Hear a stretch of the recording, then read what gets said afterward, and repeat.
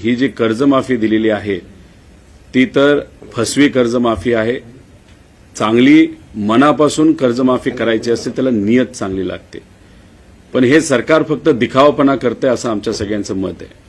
ही कर्जमाफी देत असताना त्यांनी इतक्या अटीतटी टाकल्यात। आदरणीय पवार साहेबांनी जेव्हा कर्जमाफी दिली होती अख्ख्या देशाला तेव्हा कुठली अट टाकली नव्हती। जेव्हा कोविडच्या काळामध्ये आर्थिक अडचण असताना सुद्धा लोक अडचणीत आहेत, लोकांना आपल्याला मदत करायची, तेव्हा बिना अट आपण त्यावेळेस कर्जमाफी दिली होती आणि 100% शेतकरी त्या निकषात जे बसत होते त्यांना लगेचच्या लगेच तिथं पैसे मिळाले होते।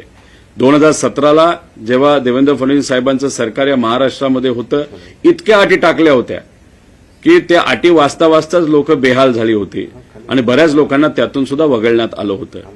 काल सुद्धा आपण जी काही कर्जमाफी ती डिक्लेअर झाली त्याचा जर अभ्यास केला त्याच्यामध्ये जे काही प्रलंबित कर्ज आहेत शेतकऱ्याचे त्याच्यामध्ये सुद्धा अटी टाकल्यात। ती अट काय की समजा जर 2019ला काही शेतकऱ्यांनी कर्जमाफीचा लाभ घेतला असेल तर त्यांना जास्तीत जास्त 50,000 रुपयाची कर्जमाफी। एक तर सरकारने समजून घेतलं पाहिजे त्यावेळेस शेतकरी खऱ्या अर्थाने अडचणीत होते आणि मग अडचणीत असणारा शेतकरी त्यावेळेस जर आपण बघितला तर या राज्यातले 90% शेतकरी अडचणीत होते। त्यामुळे 90% शेतकऱ्यांनी म्हणजे 33 लाख शेतकऱ्यांनी त्यावेळेस कर्जमाफीचा लाभ घेतला होता। लाभ नाही, तो त्यांचा अधिकार होता जो सरकारने त्यांना मदत त्या ठिकाणी केली होती। आता मग 33 लाख शेतकऱ्यांनी ती मदत तिथं घेतली असेल तर त्याचा अर्थ त्यांना तुम्ही फक्त 50,000 रुपयेच तिथं देणार आहात।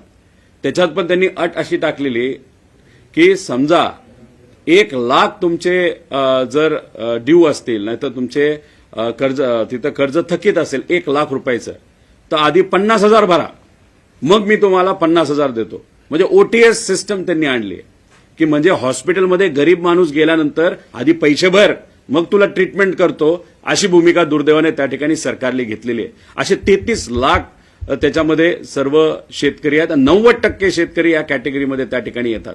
म्हणजे कुठं ना कुठेतरी अप्रत्यक्षपणे बँकेची वसुली करण्याचा प्रयत्न सरकार तिथं करतंय फक्त 50,000 रुपये। अहो ह्या 50,000मध्ये या लोकांचं काही त्या ठिकाणी होणार नाही। त्यामुळे पूर्णपणे ही फसवी कर्जमाफी त्या ठिकाणी आहे।